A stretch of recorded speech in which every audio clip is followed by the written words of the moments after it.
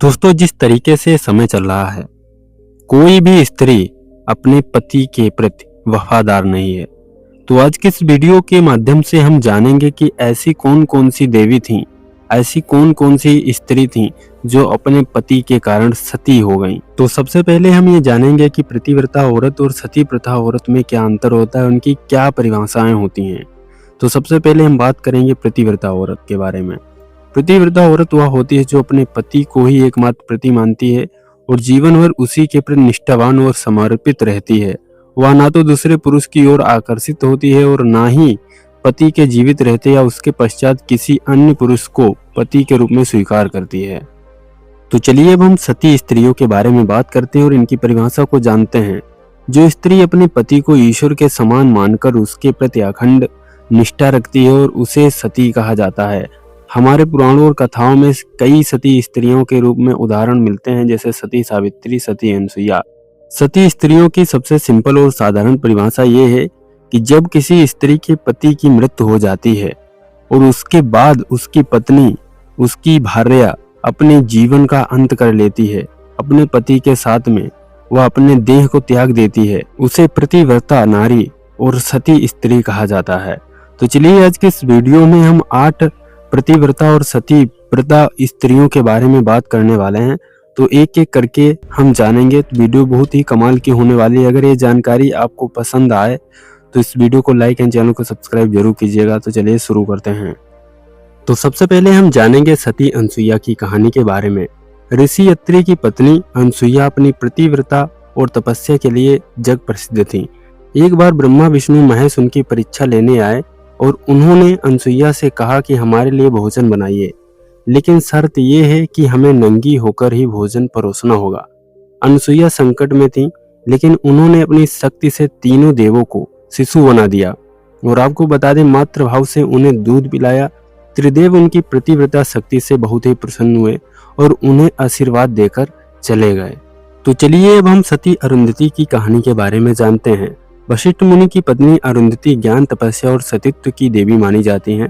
कहते हैं विवाह के समय वर वधू को अरुंधति तारा दिखाया जाता है, क्योंकि अरुंधति ने हमेशा अपने पति वशिष्ठ के साथ धर्म का पालन किया और परिवार को आदर्श रूप से निभाया। आज भी उनका तारा आसमान में सप्त ऋषियों के पास दिखाई देता है। तो चलिए अब हम बात करते हैं सती दमयंती की कहानी के बारे में। राजा नल और दमयंती की प्रेम कथा बहुत ही प्रसिद्ध है। दमयंती ने स्वयंवर में देवताओं को छोड़कर राजा नल को अपना पति चुना था। बाद में नल को जुए की लत लगी और राज्य छिन गया। वनवास और कठिनाई के समय में दमयंती ने नल का साथ नहीं छोड़ा। अपने साहस और पतिव्रता से दमयंती ने नल को पुनः राज्य और सम्मान वापस दिलाया था, इसीलिए उन्हें सती दमयंती कहा जाता है। तो चलिए अब हम सती मंदोदरी की कहानी के बारे में जानते हैं। लंका के राजा रावण की पत्नी मंदोदरी बहुत ही धर्मनिष्ठा वाली पत्नी थी। वह हमेशा रावण को समझाती रहती थी और सीता को वापस करने का प्रस्ताव रखती थी, लेकिन रावण उनकी बात को कभी भी मानता नहीं था। लेकिन रावण ने उनकी बात न मानते हुए बहुत बड़ी गलती कर दी, इसीलिए उनका सर्वनाश हो गया।